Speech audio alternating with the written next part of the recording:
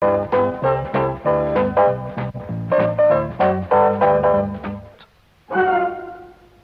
epic Casebook.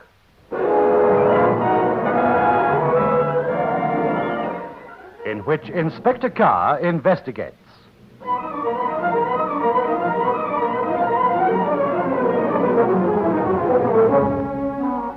Good evening.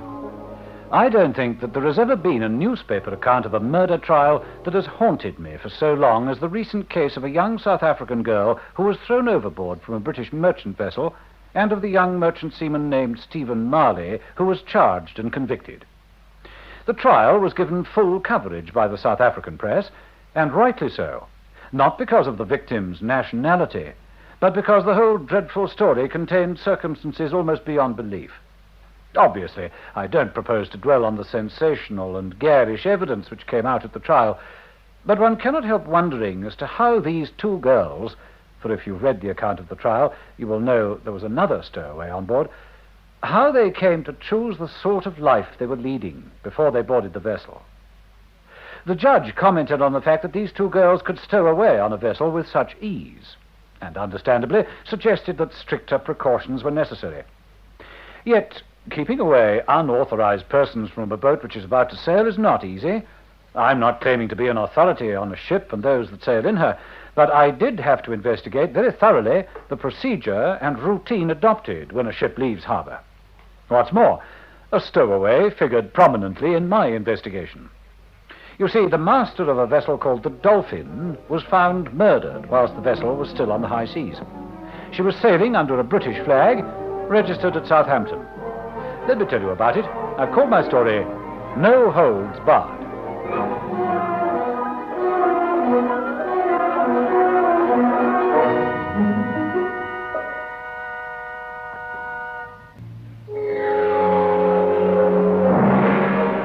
The Dolphin was a cargo ship returning to home waters from New York when the murder was discovered by one of the crew. The incident was radioed to the head office of the Transatlantic Shipping Company, who in turn communicated with Scotland Yard, since their head office was in Leadenhall Street. Carr? Operations here, Inspector. Murder on the high seas, sir. You reporting an incident or telling me of a movie you've seen, Ops? Sorry about that dramatic opening, Inspector. Couldn't resist it. The general manager of the Transatlantic Shipping Company has telephoned to say that the master of the vessel called the Dolphin, he's been murdered 6 miles out of sea, sir. Yeah? Where's the Dolphin based? Southampton, sir. Well, it's a matter for Winchester. Surely it comes under Hampshire CID. Mr. Hamble, he's the general manager, sir, says that he communicated with the Southampton police, who say that the murdered man's home is in Barking. That comes under the metropolitan area. And he thought it was a matter for the murder squad, sir. Sure. Case of passing the buck, if ever I heard one. All right, when's she due to dock? According to Mr. Hamble, in about half an hour from now, sir. The docks are heavily congested and they expect some delay. Oh, then I'd better get down to Southampton docks right away.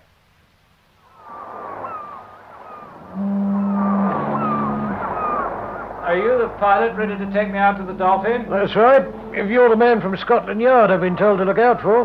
Good, then let's away. My name's Carr. Captain Hanley, at your service, sir. Here, let me give you a hand down. Thanks. Right. Yes. Very misty, isn't it? Certainly is. Look at them through the mist. They're waiting their turn to enter the docks. The Dolphin among that lot? No, she's been told to drop anchor and await your arrival. There she is. See where I'm pointing? Huh? About 45 degrees in the starboard bow. Oh, good, then let's go. All right, Harry, we're away.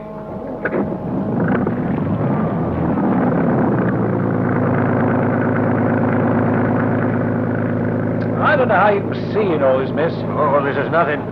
You should see it when there's a real peace hooper. Then it gets tricky. She's getting a bit clearer now. See that yellow funnel through the fog? That's her. Do you know why we're going out? I'll say it's all over the docks. They say there's been a mutiny and the skipper's been done in. Wouldn't surprise me. Real old martinet has Bill Timbled. Oh, is that the reputation he had? So they say. There's many a man who's refused to sign on the Dolphin because of Timbled. Mind you, they also say there was no finer sailor on the seven seas. Oh, now you can see her, that's her. There's 3 black stripes on the funnels. That's the Transatlantic Shipping Company's ensign. Hey, easy as he goes, off, Ed. Off, ready, mate. Steady! Right. You climb a rope ladder, Mr. Carr? Well, reasonably well. I don't know whether that's the right answer in these choppy waters. Ahoy there! Port 5! Stop!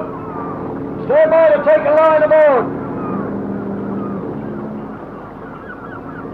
Hiya, Charlie! How are you, mate? Is that a cop radio? Cop! 1. Chief Inspector Carr, New Scotland Yard. Who's he? That's Charlie Hughes, first mate. Up you go, sir. I'll steady the rope ladder. Yep. My instructions are to await a radio message. Looks as though the Dolphin will be held up here for a couple of hours. Well, thank you, Captain Andy.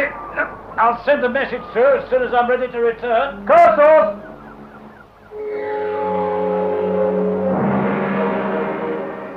There was a distinct swell, and the slight sway of the rope ladder didn't help matters. But within a matter of a moment or so, I was aboard the merchant vessel Dolphin. Hughes was a big, burly man in a rather dirty jersey and a uniform cap on the back of his head. As we shook hands, I could see groups of sailors staring at me. Was it the fact that one of the crew was a murderer and therefore all was suspect? Was that the reason I sensed an atmosphere of hostility bordering on hate?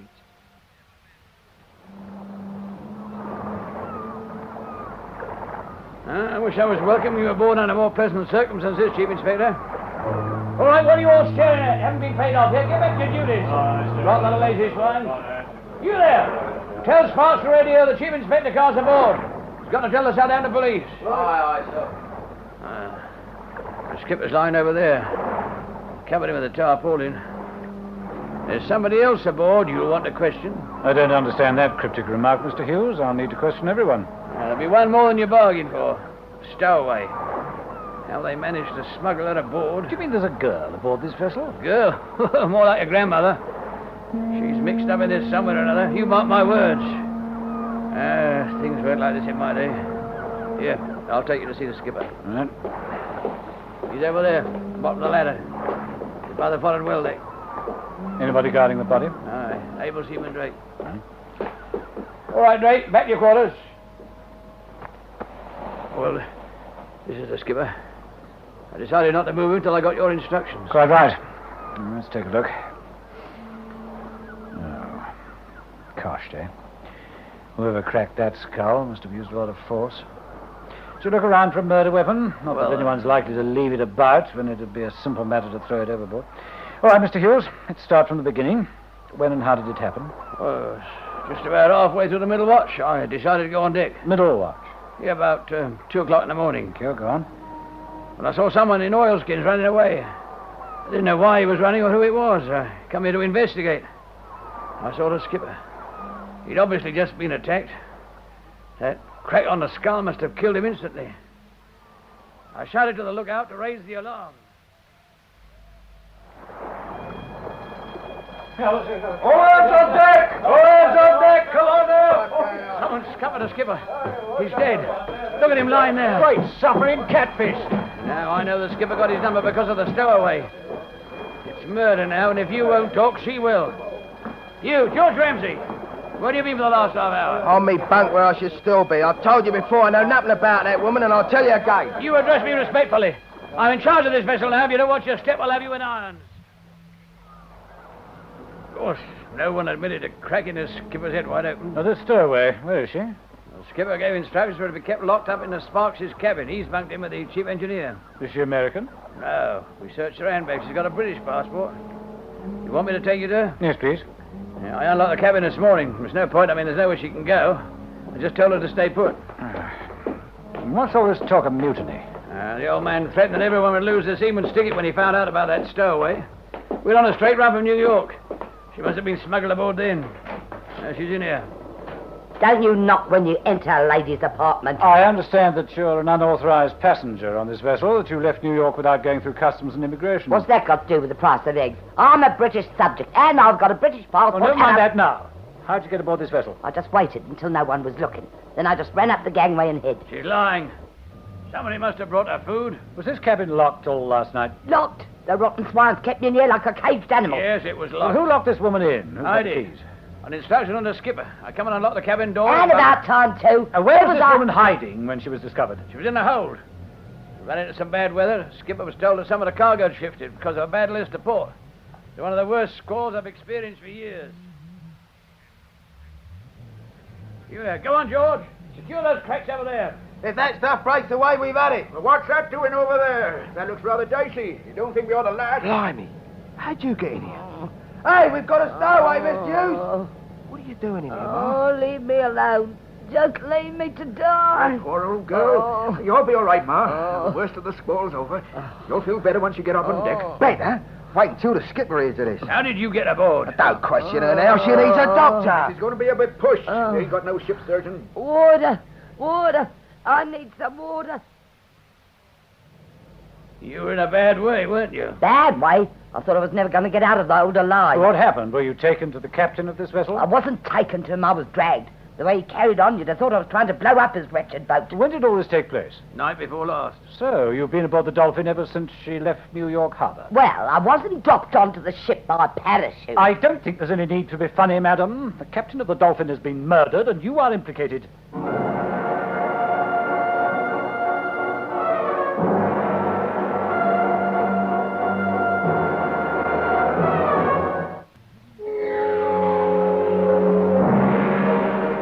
For the first time, this very tough-looking lady, if lady is the right word, showed some signs of fear. Although, had she been locked in the cabin, as the first mate stated, the woman could hardly be accused of murder. You don't think... Never mind that now. I understand you have a passport. Please hand it over. It's my property, and I'm not Madam, I don't think you realize sufficient of the situation you're in. I'm a police officer, and it's my duty to arrest you for illegally boarding and traveling on this vessel. And no doubt, by the time the Dolphin arrives at Southampton docks, more serious charges will be leveled at you. Now, where's that passport? Here, in my bag. Thank you.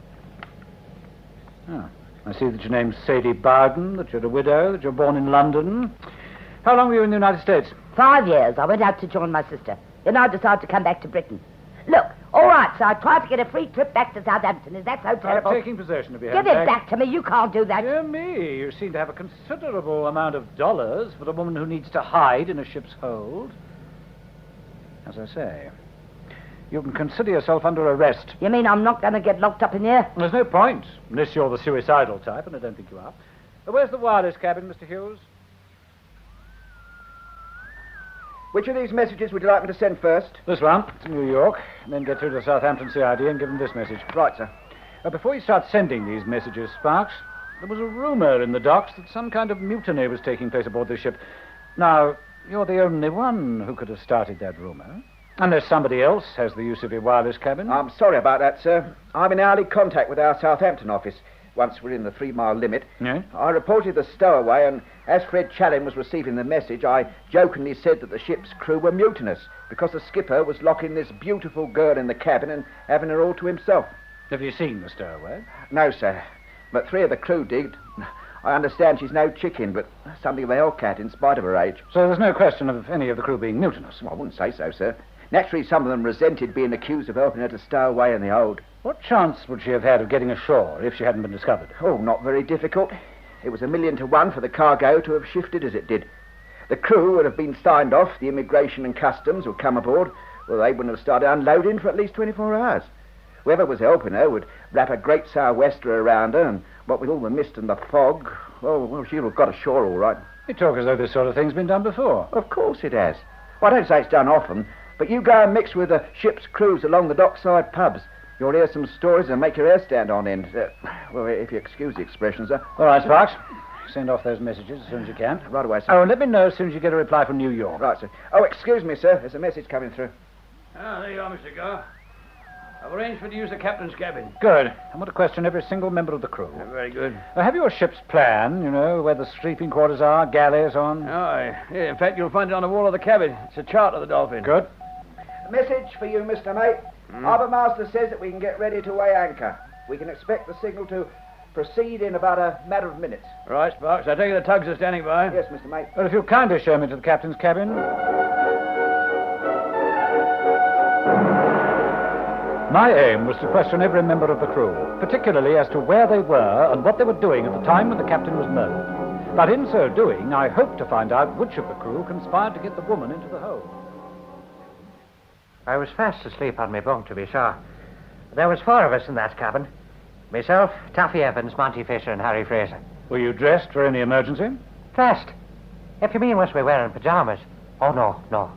Our vest and underpants are good enough for the likes of us. I didn't mean that, Mr. Collins. As soon as Mr. Hughes realized what had happened, he raised the alarm. Now, what happened? Who woke first? It was Taffy Evans, to be sure. When I'm asleep, it takes more than an alarm bell to wake me. 4 of the crew able to give each other an alibi. And so it went on, and with the interrogation came the depressing thought that finding the culprit was going to be no easy task. I left George Ramsey to the last. I understand it was you who found the stowaway. Yeah. I wouldn't have noticed her if I didn't hear some strange voices coming from behind those crates. Well, that means you're in the clear as far as the stowaway is concerned. Who brought her aboard? I don't know. Honest, I don't. But you must have heard talk. She'd been down in that hold for over 8 days. Somebody must have brought her food, water. Well, come on, who was it? I'll tell you, Governor, no one goes down into the number 2 hold. It was only that the cargo was in danger because of the ship's list. I've never seen a storm like it. But how did anyone know that the cargo was in danger of becoming loose? We didn't. That is, no one except the skipper. It was a hard man was Captain Timbolt, but no finer a sailor existed. I was on the foredeck during the storm. We were all making fast under the supervision of the first mate.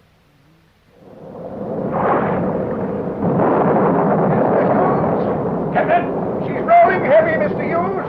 I'm worried about the cargo in number 2 hold. I suggest you take Rams to Freeman. Just make sure everything's all right. The starboard sides receive quite a hammering. Right, skipper. Come on, you two!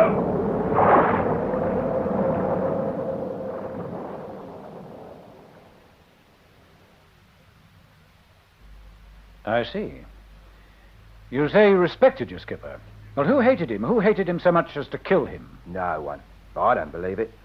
They say he was found at the bottom of the ladder. The game was pretty rough. He might have fallen. You wouldn't say that, Mr. Ramsey, if you saw the body. All right, thank you. I seem to be getting nowhere fast. Oh, tell Mrs. Bowden I want to see her. Aye, sir. Mrs. Bowden, I now know why you had to stow away on a ship. Although you've got over $2,000 in your bag. This has just come down from the wireless room. I'll read it to you. British subject Sadie Bowden disappeared in New York precinct whilst awaiting charge being concerned with attempted extortion conspiracy. Bail forfeited. The rest doesn't concern you. Listen, I can explain it. It was all a mistake. You see, this girl Now, went save to... your breath, Mrs. Bowden. If the New York police want you for an extortion rap, that's their affair. I shall be handing you over to the Southampton police on stowaway charges. Or I might take you with me to book you on a charge of conspiracy to an act of murder. Murder? Murder? Why, you're crazy. Am I? One night you're discovered by the master of this vessel acting as a stowaway. The following night he's found with the back of his head stove in. It's no good, Mrs. Bowden. It's too great a coincidence. I swear it isn't true. All right, I'll tell you. These 2 sailors were in the Blue Domino on the battery. The battery in New York? Yeah. I knew that if I tried to skip the country, I'd have been caught before I got to a railway station, let alone an airport.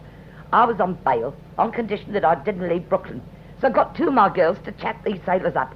They were off the Dolphin. Told us it was due to sail at dawn that morning. Go on. Well, they got me a jersey and trousers and a cap, and the 3 of us staggered onto the docks, all pretending to be drunk. One of them went up to chat the lookout, and the other sneaked me aboard and took me down to that terrible place where they kept all the cargo. What are their names? Oh, come on, woman. Can't you see the position you're in? I don't know their full names. One was called Chips. Suppose he was a carpenter. The other? He was called Harry. Sam Hart and Harry Lester. Well, they've admitted it. I got them both on a close arrest. I understand you're ready to sail. Yeah. What are you going to do with these murderers? We don't know that they are the murderers. Why else should the skipper be killed? Well, my difficulty is that there doesn't seem to be any motive. Motive? You realize what these men can get for assisting a The stowaway? point is, Mr. Hughes, that had they killed the stowaway, then their guilt might never be known. Why kill Captain Timbolt? They were safe so long as the woman never talked. Yes, Fox? Orders to sail, sir. Excuse me, Inspector Carr. I want it up the bridge.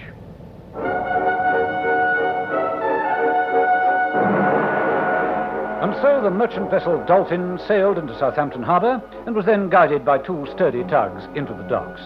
The stowaway was handed over to the Southampton police, and I felt that there was no point in keeping the ship's crew on board. It was with a certain amount of reluctance that I told the first mate that they could go ashore, providing each member of the crew left an address where they could be contacted. I set up headquarters at the Transatlantic Shipping Company's dockside office. Well, there's no need to keep you any longer either, Mr. Hughes.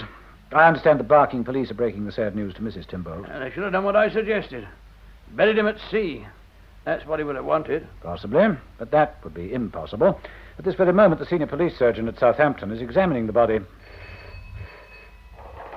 Carr? This is Southampton General Hospital. Yes? The result of the examination is you requested, Chief Inspector.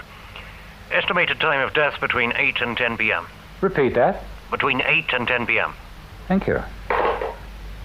Mr. Hughes, I think it'll save time if we go over your statement again. You've got quite a long journey in front of you. Now, you say that about halfway through the middle watch you went out on deck. Now, look, can't I do this some other No, time? I'm afraid not, Mr. Hughes. If I can complete your statement, I can get back to London. Now, you say that you were on deck halfway through the middle watch when you saw a man running away. Right, yes. And it was obvious to you that your captain had just been killed. Yes.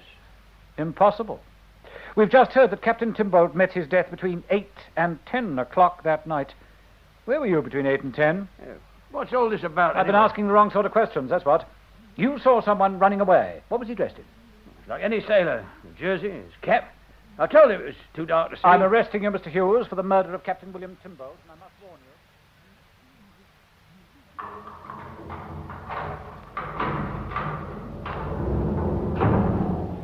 All right, Mrs. Bowden. You're being moved to the magistrate's cells. Whatever you're charged with, it won't be murder. Hughes has confessed. You're not implicated at all. It seemed that the first mates and the captain quarrelled violently. Timbolt went on deck and saw Hughes about to enter the cabin where they'd placed Sadie Bowden. He asked him what he was doing. Hughes made some sort of obscene suggestion, and the captain warned him that he would be reported to the shipping company. Hughes followed the captain to his cabin and struck him with an axe taken from the fire precaution cupboard. Once I proved to him that his first statement contained an inaccuracy, he made another, contradicting his original version as to how he came across the dead body. Did you notice it? Not sure? I'll be back to tell you.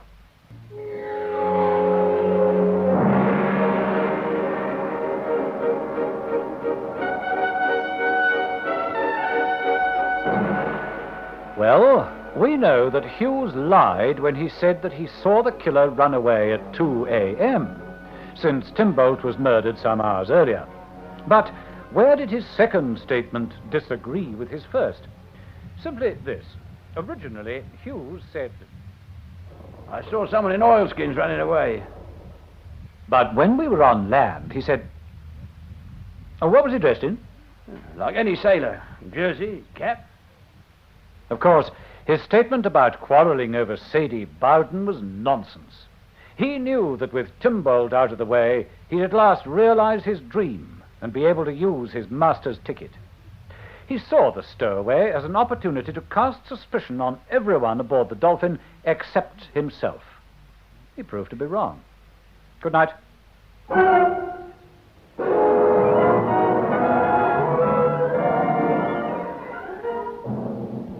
The epic Casebook was produced by Michael Silver with Hugh Rouse as Inspector Carr. Listen again next Thursday night at 9:30 to another exciting story from our epic Casebook.